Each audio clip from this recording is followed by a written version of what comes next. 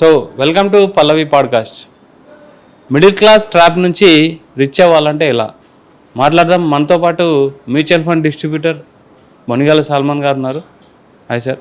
నమస్తే రవి. సార్, ఇప్పుడు middle class ఈ ట్రాప్లోనే చాలామంది ఉంటారు. అంటే ఎబోవ్ మిడిల్ క్లాస్ అవ్వడం అన్నా లేకపోతే రిచ్ అవ్వాలన్నా చాలా కష్టపడుతుంటారు. అసలు ఈ మిడిల్ క్లాస్లో ట్రాప్ అవ్వడం ఎలా ట్రాప్ అవుతారు, అంటే మిడిల్ క్లాస్ వాళ్ళు చేసే మిస్టేక్స్ ఏంది, ఒకవేళ ఆ మిస్టేక్స్ కాకుండా మనం చేయాల్సిన పనులు ఏంటంటే ఫైనాన్షియల్ ఫ్రీడమ్ రీచ్ అవ్వాలంటే ఎలాంటి టిప్స్ ఫాలో అవ్వాలి, ఎలాంటి అడ్వైజెస్ ఫాలో అవ్వాలి, ఏం చేయాలి ఒక కామన్ మ్యాన్? మన మధ్యతరగతి ప్రజలు చేసే మిస్టేక్ ఏమిటంటే రవి గారు, ఈఎంఐలు ఎక్కువ పెట్టుకుంటాం. ఓకే. అంటే పూర్ మైండ్ సెట్ ఏమిటంటే డబ్బు వస్తుంది మొత్తం ఖర్చు చేస్తారు, ఏం మిగిల్చుకోరు. అది poor mind set. Middle class mind set ఏమిటంటే అసెట్స్ బిల్డ్ చేస్తున్నాం అని కొని లయబిలిటీస్ ఎక్కువ పెట్టుకుంటాం. ఓకే. ఇప్పుడు మనం కొనే వస్తువులు అసెట్స్ కాదంటే డిప్రిసియేషన్ అయ్యేవి అసెట్స్ కాదు, అప్రిసియేషన్ అయ్యే అసెట్స్. అసెట్స్కి కామన్ మ్యాన్ కూడా అర్థం కావాలి కాబట్టి అసెట్స్ అంటే లయబిలిటీస్ అంటే ఒకసారి చెప్పండి. అసెట్స్ అంటే ఏమిటంటే మీ జేబులోకి డబ్బు తెచ్చిపెట్టేవి అసెట్స్, ఆస్తులు. ఓకే. మీ దగ్గర నుంచి డబ్బులు తీసుకెళ్ళేవి లయబిలిటీస్. ఓకే. ఓకేనండి. అయితే ఇప్పుడు చూడండి, సపోజ్ మీరు ఒక 1 lakh కష్టపడి 1 lakh ఎఫ్డి చేశారనుకోండి. ఓకే. ఎవ్రీ మంత్ మీకు ఒక 500-600 మీరు ఇంట్లో నిద్రపోతున్న 500-600 వడ్డీ వస్తుంది. లేదంటే 1 year తిరుగుతుందో 7,000 యాడ్ అవుతుంది. అది అసెట్టే. ఓకే. లేదు, మీరు ఒక రెసిడెన్షియల్ ప్రాపర్టీ కొన్నారు, మీకు రెంట్ వస్తుంది, ఎవ్రీ మంత్ వస్తుంది, అసెట్. కమర్షియల్ కాంప్లెక్స్ కొన్నారు, రెంట్ వస్తుంది, అసెట్. గోల్డ్ కొన్నారు, షార్ట్ పీరియడ్లో రిస్క్ ఉంటుంది, లాంగ్ పీరియడ్లో అప్రిషియేట్ అవుతుంది. ఓకే. అసెట్టే. ల్యాండ్స్ కొన్నారు, అసెట్సే. ఓకే. బాండ్స్ కొన్నారు, అసెట్స్. మరి లయబిలిటీస్ ఏమిటి? ఇప్పుడు మనము సపోజు మనము ఇంట్లో ఉన్న వస్తువులన్నీ ఈఎంఐలో కొన్నాం. ఓకే. అవి మన దగ్గర నుంచి డబ్బులు వెళ్ళిపోతున్నాయి, అవి లయబిలిటీస్. అయితే ఇక్కడ అప్రిసియేట్ అయ్యే అసెట్స్ కొనుక్కుంటే మంచిది. ఇప్పుడు ఇల్లు కొన్నారనుకోండి, అది లయబిలిటీయే కానీ లాంగ్ పీరియడ్లో అసెట్. ఓకే. ఓకేనండి. ఓకే. సో మిడిల్ క్లాస్ చేసే మిస్టేక్ ఏంటంటే లయబిలిటీస్ ఎక్కువ పెట్టుకుంటారు. రిచ్ మైండ్ సెట్ ఏమిటంటే రవి గారు, ఫస్ట్ అసెట్స్ బిల్డ్ చేస్తారు. ఓకే. అంటే డబ్బును సంపాదిస్తారు. అసెట్స్ ఎలా బిల్డ్ చేయాలి, ఆస్తులు ఎలా బిల్డ్ చేయాలి? సపోజ్ మీరు నేను చెప్పినట్టు రియల్ ఎస్టేట్, కమర్షియల్ కాంప్లెక్స్ కానీ రెసిడెన్షియల్ ప్రాపర్టీస్ కొంటే అసెట్స్, లేదంటే ఇన్వెస్ట్మెంట్ చేయాలి. ఓకే. ఇప్పుడు ప్రజలు ఇక్కడ తెలుసుకోవాల్సింది ఏమిటంటే సేవింగ్స్ చేస్తే సేవర్స్ ఆర్ లూజర్స్. సేవింగ్స్ చేస్తే మీరు నష్టపోతారు. ఇన్వెస్ట్మెంట్ చేయండి. సేవింగ్స్కి ఇన్వెస్ట్మెంట్కి డిఫరెన్స్ ఏమిటి? ఓకే. సేవింగ్స్ అంటే మీకు కొంత డబ్బు వస్తుంది, కొంత ఖర్చు చేస్తారు, మిగిలిన డబ్బు సేవింగ్స్. సేవింగ్స్ అంటే రిస్క్ లేని ఇన్స్ట్రుమెంట్స్, అంటే మీరు ఇంట్లో పెట్టుకున్నా అది సేవింగ్సే. ఓకే. బ్యాంకు సేవింగ్స్ అకౌంట్ కావచ్చు, ఎఫ్డి అకౌంట్ కావచ్చు, ఆర్ రికరింగ్ డిపాజిట్, అది సేవింగ్సే. అంటే రిస్క్ ఉండదు, అక్కడ ఖచ్చితమైన వడ్డీ వస్తుంది. ఓకే. లేదంటే post office, endowment policies, Sukanya Samriddhi, PPF కూడా సేవింగ్స్. సేవర్స్ ఆర్ లూజర్స్ అని చెప్తున్నాను నేను. ఓకే. సేవింగ్ చేస్తే మీరు నష్టపోతారు. ఓకే. ఎందుకు నష్టపోతాం? ఈరోజు 100 రూపాయలకి నేను ఒక వస్తువు కొనుక్కోకుండా 1 year ఆగుతున్నా ఎఫ్డి చేసి, నాకు 7% వస్తుంది, అంటే 107 రూపాయలు నాకు వస్తుంది. కానీ ఆ వస్తువు ధర కూడా 107 రూపాయలు అవుతుంది. ఓకే. నాకు ఉపయోగం ఏమిటి? నా కోరికను వాయిదా వేసుకోవటం వల్ల ద్రవ్యోల్బణాన్ని, అంటే ధరల పెరుగుదలని నేను అందుకోలేకపోతున్నా. Okay. So savers are losers. Investment చేయమంటున్నాం మనం. ఓకే. ఇన్వెస్ట్మెంట్లో రిస్క్ ఉంటుంది. ఓకే. ఇప్పుడు మీరు బంగారం కొంటారు, ఖచ్చితంగా పెరుగుతుందా? పెరగొచ్చు, తగ్గొచ్చు. అంటే ఇన్వెస్ట్మెంట్లో రిస్క్ ఉంటుంది. మన భారతదేశంలో ఇన్వెస్ట్మెంట్ ఆప్షన్స్ ఏంటంటే 4: 1 gold, 2 real estate, 3 bonds, 4 equities అంటే కంపెనీస్లో ఓనర్షిప్. ఓకే. ఇన్వెస్ట్మెంట్లో ఖచ్చితమైన రాబడికి హామీ ఉండదు. ఓకే. మరి ఎందుకు చేయాలి? దీర్ఘకాలంలో సేవింగ్స్కి వచ్చేదానికంటే ఇన్వెస్ట్మెంట్లో ఎక్కువ వస్తుంది. పవర్ ఆఫ్ కాంపౌండింగ్ వలన ధనవంతులు అవుతారు. ఓకే. అంటే మీరు పుట్టడం పేదవారిగా పుట్టినా మధ్యతరగతి వారిగా పుట్టినా దీర్ఘకాలంలో ధనవంతుడు అవ్వాలంటే అసెట్స్ బిల్డ్ చేయాలి. ఓకే. ఓకేనా రవి గారు? ఓకే. సో అసెట్స్లో రిస్క్ ఉంటుంది. ఇప్పుడు గోల్డ్ 1,80,000 వరకు వెళ్ళింది, మళ్ళీ ఇప్పుడు 1,50,000లో ట్రేడ్ అవుతుంది 10 గ్రాములు. అంటే షార్ట్ పీరియడ్లో రిస్క్ ఉంటుంది, కానీ దీర్ఘకాలంలో గోల్డ్ విల్ అప్రిషియేట్. ఓకే. గత చరిత్ర చూస్తే ఒక 9 to 10% వస్తుంది. రియల్ ఎస్టేట్ దీర్ఘకాలంలో, షార్ట్ పీరియడ్లో ఆర్థిక మాంద్యం అవటం వల్ల, ఓకే, లేదంటే ఎకానమీ బాగాలేకపోతే కొనకుండా అక్కడక్కడ స్తబ్దుగా ఉంటుంది. కానీ దీర్ఘకాలంలో బాండ్స్ ఎఫ్డి కంటే ఎక్కువ వస్తాయి. బాండ్స్ అంటే ఏమిటంటే ప్రజలు ఇక్కడ తెలుసుకోవాల్సింది, బ్యాంకులో మీరు చేసింది ఎఫ్డి అంటే సేవర్స్ దగ్గర డబ్బు తీసుకొని ఖర్చు పెట్టే వాళ్ళకి అప్పిస్తారు, కొంచెం డిఫరెన్స్ అమౌంట్ వాళ్ళు తీసుకొని మీకు వడ్డీ ఇస్తారు, ఖచ్చితమైన వడ్డీ. ఓకే. బాండ్స్ అంటే మనమే డైరెక్ట్ కంపెనీలకు అప్పిస్తాం, మనమే గవర్నమెంట్కి అప్పిస్తాం, దాన్ని బాండ్స్ అంటారు. బాండ్స్లో మీకు ఎఫ్డి కంటే ఒక 1-2-3% కూడా ఎక్కువ వస్తుంది. ఇప్పుడు ఒక మిడిల్ క్లాస్, ఇంతవరకు నేను ఇన్వెస్ట్మెంట్ స్టార్ట్ చేయలేదు అంటే జీరో నాలెడ్జ్, జీరో నుంచి మేము మొదలు పెట్టాలి అనుకుంటే మీరు అన్నట్టు ఇన్వెస్ట్మెంట్ ప్లానింగ్ ఏ విధంగా చేసుకోవాలి? నేనేం 50,000 to 60,000 శాలరీ అనుకోండి, ఒక మిడిల్ క్లాస్లో ఉన్నాం, ఏ విధంగా ప్లాన్ చేసుకోవాలి? నేనేం చెప్తున్నాను రవి గారు, గోల్డ్ ఇన్వెస్ట్మెంట్ ప్రజలకు తెలిసిందే, మనం చెప్పే పని లేదు. ఓకే. అంతో ఎంతో ఆడపిల్లలు పుడితే గోల్డ్ అక్యుములేట్ చేస్తారు, ఆ రిటర్న్ ఎంజాయ్ చేశారు. అవును. ఒకవేళ పెద్ద మొత్తంలో డబ్బు ఉంటే రియల్ ఎస్టేట్ కూడా ల్యాండ్ కొనుక్కుంటారు, లేదంటే రెసిడెన్షియల్ ప్రాపర్టీస్ కొనుక్కుంటున్నారు, అది ఇబ్బంది లేదు. బాండ్స్ ఈక్విటీసే ప్రజలకి ఎక్కువ మందికి తెలియనిది. ఓకే. మన భారతదేశంలో 140 కోట్ల మంది ఉంటే కేవలం 10 కోట్లు 20 కోట్ల మందే ఈక్విటీస్లో వస్తున్నారు. ఈక్విటీస్ ఇక్కడ ప్రజలకు అర్థం కావడానికి, ఈక్విటీస్ అంటే కంపెనీస్లో ఓనర్షిప్. ఓకే. మనం చేసే మిస్టేక్ ఏమిటంటే, నేను ఇక్కడ కంపెనీ పేర్లు ప్రజలకి అర్థం కావడానికి చెప్తున్నాను, వేరే ఉద్దేశం ఏం లేదు. ఎస్బీఐ బ్యాంక్లో మనకి అకౌంట్ ఉంటుంది, కానీ ఎస్బీఐ బ్యాంక్లో ఓనర్షిప్ తీసుకోం మనం. ఓకే. అంటే టాప్ 10 బ్యాంక్స్లో ఎవరో ఒకరికి అకౌంట్ ఉంటుంది, అది ఎస్బీఐ కావచ్చు, యూనియన్ కావచ్చు, కెనరా కావచ్చు, పిఎన్బి కావచ్చు, లేదంటే ప్రైవేట్ అయితే హెచ్డిఎఫ్సి. అంటే ఏ బ్యాంక్స్ అయితే మనం వాడతామో ఆ బ్యాంక్స్లో ఓనర్షిప్ తీసుకోమంటాం. ఓనర్షిప్ తీసుకుంటే మీరు కస్టమర్గా ఉండే బదులు ఓనర్ అవ్వమని నేను చెప్తున్నాను. ఓకే. ఓకేనండి. ఇంకేం చెప్తున్నాను, మనం ఏ బైక్ అయితే కొంటామో ఫస్ట్ మనకి జాబ్ రాగానే యూత్ ఆ బైక్ కన్జ్యూమర్గా ఉంటున్నారు, మీరు ఆ బైక్ కంపెనీలో ఓనర్ అవ్వండి. ఓకే. ఒక 10 ఏళ్ళు పోయిన తర్వాత మనం ఆర్థికంగా స్థితిమంతులు అయిన తర్వాత ఏ కార్ అయితే కొంటామో, అది మారుతి కావచ్చు, హుందాయ్ కావచ్చు, ఓనర్షిప్ తీసుకోండి. అంటే కంపెనీస్లో ఓనర్స్ అవ్వండి. ఓకే. పొద్దున్న లేస్తే మనం ఏ గ్యాస్ అయితే వాడతామో ఆ గ్యాస్ కంపెనీస్లో ఓనర్స్ అవ్వండి. పొద్దున్న లేస్తే మన పిల్లల్ని ఏ గవర్నమెంట్ కంపెనీస్లో అయితే మనం జాబ్ చేయాలని కోరుకుంటామో, అది బ్యాంక్స్ కావచ్చు, ఎన్టీపీసీ కావచ్చు, పవర్ గ్రిడ్ కావచ్చు, బిహెచ్ఎల్ కావచ్చు, బిఈఎల్ కావచ్చు, బీడీఎల్ కావచ్చు, ఎన్ఎండిసి కావచ్చు, ఈ సెంట్రల్ గవర్నమెంట్లో జాబ్స్ వస్తే మనం గర్వంగా ఒప్పొంగుతాం. అందులో ఓనర్షిప్ తీసుకోమంటే షేర్స్ కదా, మొత్తం డబ్బులు పోతాయి అంటాం. ఓకే. ఏ కుక్కర్ అయితే ఇంట్లో వాడతామో ఆ కుక్కర్ కంపెనీలో ఓనర్ అవ్వమంటున్నాం. అంటే ఏ వస్తువులు మనం కన్జ్యూమ్ చేస్తామో ఆ వస్తువులో ఓనర్షిప్ తీసుకోవట్లేదు. మనం ఎందుకు తీసుకోవట్లేదు అంటే, ఒక ఉద్దేశం ఏమిటంటే, స్టాక్ మార్కెట్, షేర్ మార్కెట్ అనగానే ప్రజలకు భయం, అంటే గ్యారంటీ ఉండదు, అంటే ఇన్వెస్ట్మెంట్లో రిస్క్ ఉంటుంది. రిస్క్ తీసుకుంటే మధ్యతరగతి ప్రజలు ధనవంతులు అవుతారు. ఓకే. అయితే నేను ఎక్కడ రిస్క్ తీసుకోమంటున్నానంటే రవి గారు,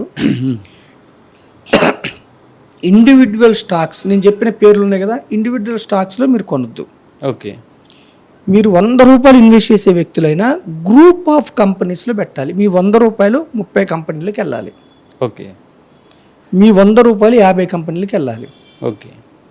లేదా 100 కంపెనీలకు వెళ్ళాలి, 250 కంపెనీస్కి వెళ్ళాలి, 500 కంపెనీస్. మార్కెట్ అనగానే టాప్ 500 కంపెనీస్ గురించే నేను చెప్తున్నాను. ఎందుకు? ఒకే కంపెనీ, నేను చెప్పిన కంపెనీ ఏదైనా చూజ్ చేసుకుని మీరు పెట్టారు, పెరిగితే బాగుంటుంది, వస్తాయి డబ్బులు. ఆ కంపెనీ ఒకవేళ ప్రాఫిట్స్ సరిగా లేకపోతే, ఓకే, ఇయర్ ఆ కంపెనీ యొక్క ప్రొడ్యూస్ చేసే ప్రొడక్ట్స్ కానీ సర్వీసెస్ కానీ దెబ్బతింటే ఆ కంపెనీ యొక్క షేర్ విలువ పడిపోతుంది. ఓకే. మధ్యతరగతి ప్రజలు నష్టపోతారు.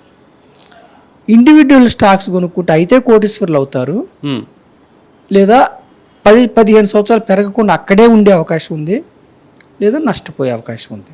ఓకే. పెద్ద కంపెనీలు నష్టపోయినాయి లేవా? ఒకప్పుడు ఎస్ బ్యాంకు చాలా పెద్ద బ్యాంకు, అవును. ఈరోజు ఏమిటి? ఒకప్పుడు ఐడియా చాలా పెద్ద టెలికమ్యూనికేషన్ సర్వీస్ ప్రొవైడర్, ఈరోజు ఏమిటి?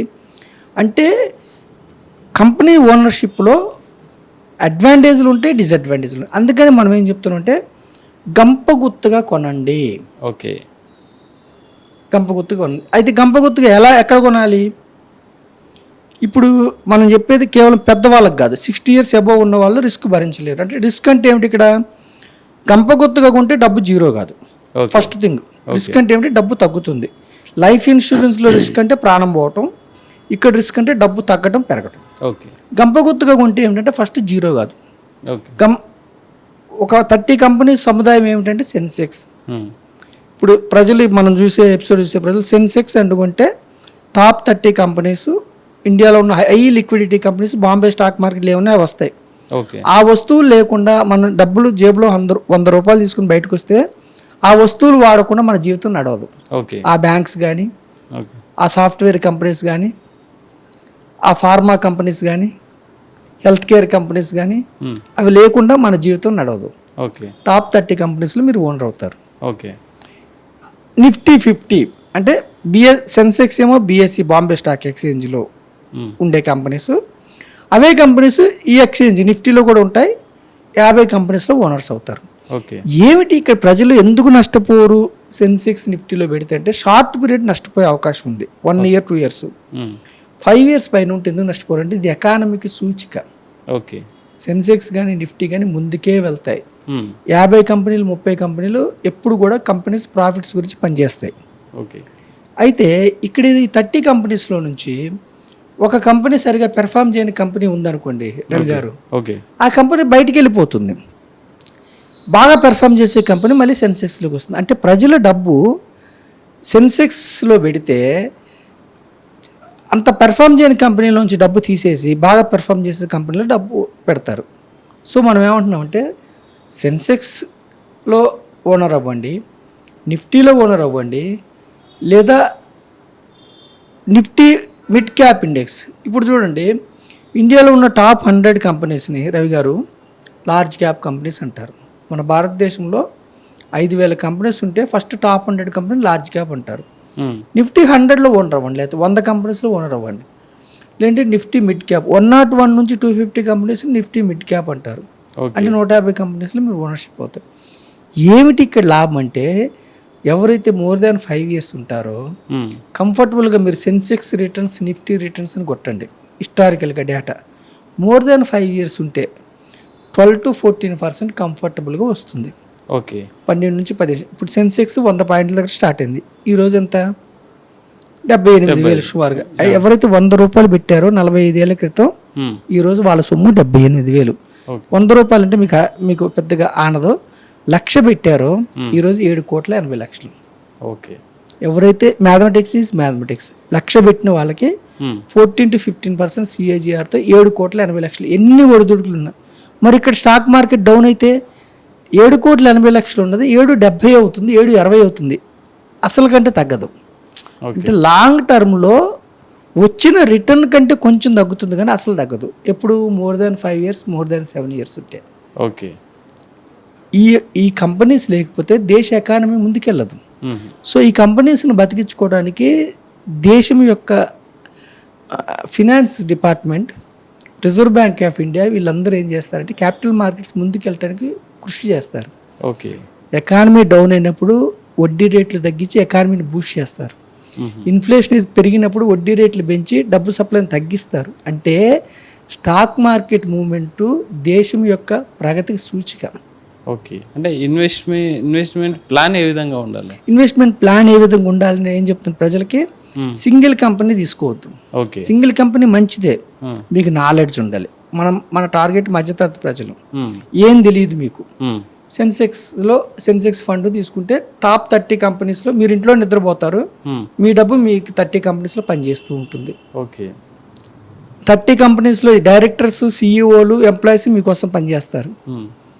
ఆ కంపెనీస్ మీకోసం వస్తువులు ప్రొడ్యూస్ చేస్తాయి మీకు లాభాలు రావడానికి. ఓకే టాప్ 50 కంపెనీస్లో తీసుకోండి, ఓకే టాప్ 100 కంపెనీస్లో తీసుకోండి. Mid cap companies, top mid cap అంటే 101 to 150 మిడ్ క్యాప్ ఇండెక్స్లో తీసుకోండి. లేదు స్మాల్ క్యాప్ ఇండెక్స్ అంటే 251 నుంచి 500. ఇప్పుడు స్మాల్ క్యాప్ అనగానే చిన్న కంపెనీలు అనుకుంటాం. వాటి యొక్క మార్కెట్ క్యాపిటలైజేషన్ అంటే ఒక్కొక్క కంపెనీ విలువ 5,000 కోట్ల నుంచి 35,000 కోట్ల మధ్యలో ఉన్నవి స్మాల్ క్యాప్. మిడ్ క్యాప్ అంటే 35,000 కోట్ల నుంచి 1,00,000 కోట్లు. ఓకే లార్జ్ క్యాప్ అంటే 1,00,000 కోట్ల పైన ఉన్న కంపెనీస్. అంటే ఏ కంపెనీ అయితే 1,00,000 కోట్ల విలువ ఉంటుందో ఆ కంపెనీస్లో మీరు ఓనర్ అవుతారు. ఓకే అంటే ఎప్పుడు కూడా డబ్బును పనిలో పెట్టకపోతే జీవితాంతం డబ్బు కోసం మీరు పనిచేయాలి. ఓకే డబ్బును పనిలో పెడితే డబ్బు మీకోసం పనిచేస్తుంది, లేకపోతే మీరు జీవితాంతం పనిచేయాలి. లేదంటే అంటే బెస్ట్ ఆప్షన్ మ్యూచువల్ ఫండ్ అంటారు. Best option group of companies, అది మ్యూచువల్ ఫండ్ కావచ్చు, ఈటీఎఫ్ కావచ్చు, ఇండెక్స్ కావచ్చు.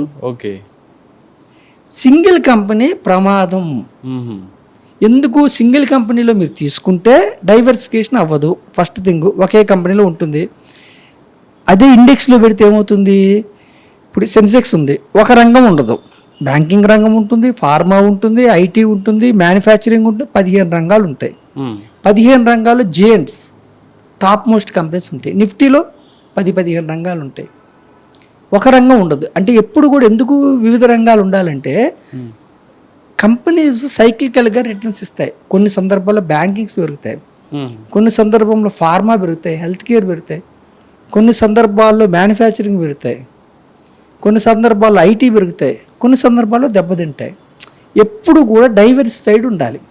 ఓకే ఒకే రంగం ఉంటే మీకు ఎక్కువ రిటర్న్ రావచ్చు, కానీ ఎక్కువ నష్టపోయే అవకాశం ఉంది. ఓకే ఇప్పుడు ఒకే కంపెనీ తీసుకుంటే కోట్లు కురిపించవచ్చు, జీరో అయ్యే అవకాశం ఉంది.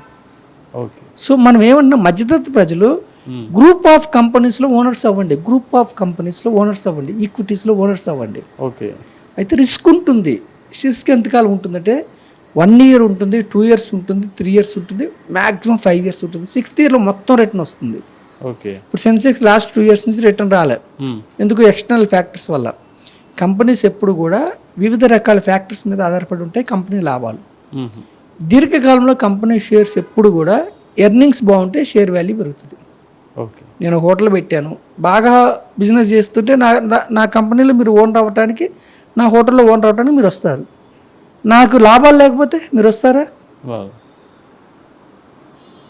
సో మనం ఏమంటున్నామంటే అయితే 12 to 14% వస్తుంది కదా, ఎలా ధనవంతులు అవుతారు అని మీ ఉద్దేశం. ఎలా అవుతారంటే పవర్ ఆఫ్ కాంపౌండింగ్. ఓకే ఇప్పుడు ఎఫ్డీలో 7 వస్తుంది, ఇక్కడ 12 వచ్చింది అనుకోండి, అజ్యూమ్, నేను నాట్ గ్యారంటీడ్. 12% అంటే అర్థం ఏమిటంటే ప్రతి 6 yearsకి డబ్బు డబల్. ఏమిటి రూల్ అంటే 72 divided by 12 అంటే వచ్చిన రిటర్న్ భాగించాలి, అంటే 6 ఏళ్ళకి డబ్బు డబల్. 72 divided by 12 6 yearsకి డబ్బు డబల్.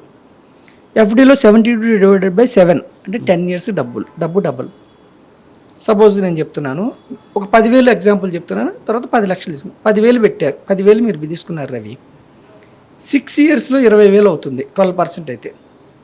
12 yearsలో 40,000 అవుతుంది. 18 yearsలో 80,000 అవుతుంది. ఓకే 24 yearsలో 1,60,000. అంటే ఒక్కసారి పెట్టిన 10,000 24 years యూత్ ఒక్కసారి 10,000 పెడితే, ఈ రోజులో 10,000 అయితే మీరు జమ చేయగలరు కదా, 10,000 పెడితే 24 yearsలో 1,60,000 అవుతుంది. ఇది పవర్ ఆఫ్ కాంపౌండింగ్.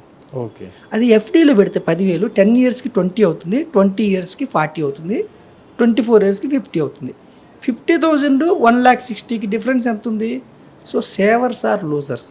లాంగ్ టర్మ్లో 12% వస్తుందా? ఎప్పుడు కూడా ఈక్విటీ కంపెనీస్లో ownership returns GDP plus inflation. GDP ఎంత వస్తుంది మనది? ఇప్పుడు మన గ్రోత్ 6.7 to 6.9 ప్రొజెక్షన్. ఇన్ఫ్లేషన్ 5% ఉంది. రెండు కలిపితే ఎంత వస్తే అంత వస్తాయి. ఈ సంవత్సరం రాలేదా సెన్సెక్స్లో, నెక్స్ట్ ఇయర్ 2 కలిపి వస్తాయి. 2 ఏళ్ళు రాలేదా, 3rd year మొత్తం వస్తాయి. 4 ఏళ్ళు రాలేదా, 5th year మొత్తం వస్తాయి. సో 12% డిఫరెన్స్ షార్ట్ పీరియడ్లో మీకు తెలియదు. అయితే మనం ఏం చెప్తున్నాం, 12% చెప్తున్నాం సెన్సెక్స్ నిఫ్టీ. మిడ్ క్యాప్లో ఎక్కువ రిటర్న్ వస్తాయి, ఎక్కువ రిస్క్ ఉంటుంది. స్మాల్ క్యాప్లో ఇంకా హిస్టారికల్గా small cap index returns more than 15% వస్తున్నాయి 10 ఏళ్ళ నుంచి. Mid cap index more than 15% వస్తున్నాయి 10 ఏళ్ళు. 10 ఏళ్ళ నుంచి. 15% అంటే ఎంత? 4 years 8 monthsకి డబుల్. మనం 6 years చెప్తున్నాం. ఇది కూడా గ్యారంటీ ఉండదు. ఈ కంపెనీస్లో ఓనర్షిప్లో గ్యారంటీ ఉండదు. కానీ ఎందుకు ముందుకెళ్తుంది ఎకానమీ అంటే మన కోసం, ఈ కంపెనీస్ కోసం అందరూ పనిచేస్తారు. ఇప్పుడు ఈ సెన్సెక్స్లో గవర్నమెంట్ కంపెనీస్ లేవా? BHEL కానీ, BEL కానీ, NTPC కానీ, కోల్ ఇండియా కానీ.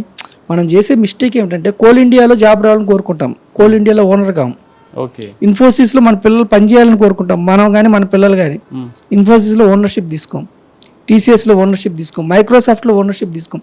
మైక్రోసాఫ్ట్ అంటే గ్లోబల్ ఈక్విటీస్, అది ఇంకొక చాప్టర్. ఫస్ట్ ఇండియన్ ఈక్విటీస్ మనది హైయెస్ట్ గ్రోయింగ్ ఎకానమీ ప్రపంచంలోనే.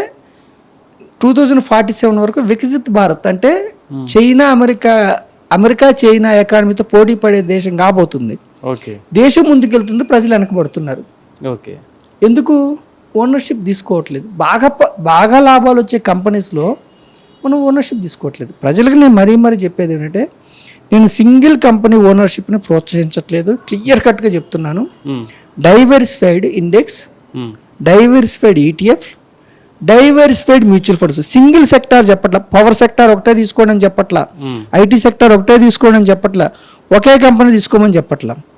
అప్పుడు ఏమవుతుంది? 50 కంపెనీస్లో మీరు ఓనర్షిప్ ఉంటే 5 కంపెనీస్ దెబ్బతింటాయి, 10 కంపెనీస్ దెబ్బతింటాయి, మిగతా కంపెనీస్ మిమ్మల్ని లాక్కొస్తాయి. ఇప్పుడు నేనేమంటున్నాను, సింగిల్ ప్లేయర్ మీద బెట్టింగ్ చేయకండి. క్రికెట్ టీం ఉందనుకోండి, ఒక ప్లేయర్ 0 అవుతాడు, 0కి అవుట్ అవుతాడు, ఇంకొక ప్లేయర్ లాక్కొస్తాడు. అంటే క్రికెట్ టీం ఎప్పటికి ఉంటుంది? ప్లేయర్స్ వెళ్ళిపోతూ ఉంటారు, కంపెనీస్ వెళ్ళిపోతూ ఉంటాయి. సెన్సెక్స్ అంటే ఇప్పుడు 45 ఏళ్ల క్రితం స్టార్ట్ అయిన సెన్సెక్స్, అప్పుడు ఉన్న కంపెనీస్లో 5 ఇప్పుడు ఉన్నాయి, మిగతా అంటే లాస్ వచ్చిన కంపెనీస్ వెళ్ళిపోతాయి, మళ్ళీ ప్లేయర్స్ లోపలికి వస్తారు. ఓకే. మీకు తక్కువ రేటును 12 to 14% రావచ్చు, కానీ 0 కాకూడదు. ఈ క్రమంలో ప్రజలు మనం ఎడ్యుకేట్ చేసేది ఏంటంటే రవి గారు, స్పెక్యులేషన్ అవాయిడ్ చేయండి. ఎక్కడైతే డబ్బు మొత్తం పోతుందో దాన్ని అవాయిడ్ చేయాలి. అది ఇన్వెస్ట్మెంట్ కాదు, స్పెక్యులేషన్ ట్రేడింగ్ అన్న ఒకటే. అవి అవాయిడ్ చేయండి. బెట్టింగ్ యాప్స్ అవాయిడ్ చేయండి. బెట్టింగ్ యాప్స్లో డబ్బు మొత్తం పోతుంది, స్పెక్యులేషన్లో డబ్బు మొత్తం పోతుంది. ట్రేడింగ్లో రమ్మీలు, గుర్రపు పందాలు, క్రిప్టోలు ప్రపంచ దేశాల్లో రెగ్యులేటెడ్, మన దేశంలో రెగ్యులేషన్ కాదు. గవర్నమెంట్ నేను గుర్తించలేను, నా వల్ల కాదు క్రిప్టోల గురించి, మీరు డబ్బులు పోగొట్టుకుంటే మాకు సంబంధం లేదు అంటుంది. ఎందుకు? ప్రపంచ దేశాల్లో ఓకే, ఏ ఎక్స్చేంజ్ కరెక్టు, ఏ యాప్ కరెక్టు, వాళ్ళు ఓకే. ఇక్కడ లేదు. ఇలాంటివి దూరంగా ఉండండి. ఇన్వెస్ట్మెంట్ చేసుకోండి. ఇన్వెస్ట్మెంట్ ఎక్కడ చేయమంటున్నాం? మనం ఏ కంపెనీస్ అయితే మనం వాడుతున్నామో ఆ కంపెనీస్ బంచ్ తీసుకోండి, 1-2 కాదు, గ్రూప్ ఆఫ్ కంపెనీస్ తీసుకోండి. ఇక్కడ రిస్క్ ఉంటుంది, రిస్క్ భరించలేని వాళ్ళు ఇన్వెస్ట్మెంట్కి రావద్దు. కానీ ఇక్కడ పెద్ద రిస్క్ ఏమిటంటే, రిస్క్ ఉంది కదా అని దూరంగా ఉంటే ఇంకా అది బిగ్గెస్ట్ రిస్క్ ఇన్ఫ్లేషన్ రిస్క్. రిస్క్ని మీరు జయించాలంటే లాంగ్ టర్మ్ ఉండాలి. 2 ఇన్వెస్ట్మెంట్ గురించి తెలుసుకుంటూ ఉండాలి, నాలెడ్జ్. అప్పుడు మీరు దీర్ఘకాలంలో 10,000 మంత్లీ, 24 yearsలో 1,500,000, 20 yearsలో ₹1,00,00,000. ఇక్కడ అడ్వాంటేజ్ ఏమిటంటే 20 ఏళ్ళు 24 ఏళ్ళు చెప్తే యూత్ మీలాంటి వాళ్ళకి చాలా కోపం వస్తుంది. అడ్వాంటేజ్ అంటే ఇది కంపెనీస్లో ఓనర్షిప్ ఎప్పుడన్నా స్టాప్ చేసుకోవచ్చు. 10 ఏళ్లే కట్టారు, స్టాప్ చేసుకోవచ్చు. ఫ్లెక్సిబిలిటీ, అవసరం ఉంది తీసుకోవచ్చు. ఓనర్షిప్ ఎప్పుడైనా వెనక్కి తీసుకోవచ్చు, తగ్గించుకోవచ్చు. ఒకవేళ మీకు 10,000 అవ్వట్లేదు, ₹1,000 తగ్గించుకోవచ్చు, లేదు నచ్చింది పెంచుకోవచ్చు. అంటే ఇన్వెస్ట్మెంట్లో ఇక్కడ ఉన్న ఇన్వెస్ట్మెంట్స్ ఈక్విటీస్లో ఎప్పుడైనా మీరు ఎగ్జిట్ కావచ్చు. Okay, thank you sir, thank you very much. చాలా మంచి ఇంపార్టెంట్ విషయాలు చెప్పారు మిడిల్ క్లాస్ వాళ్ళ కోసం. సో ఇది వాళ్ళ పాడ్కాస్ట్. కీప్ వాచింగ్ పల్లవి టీవీ.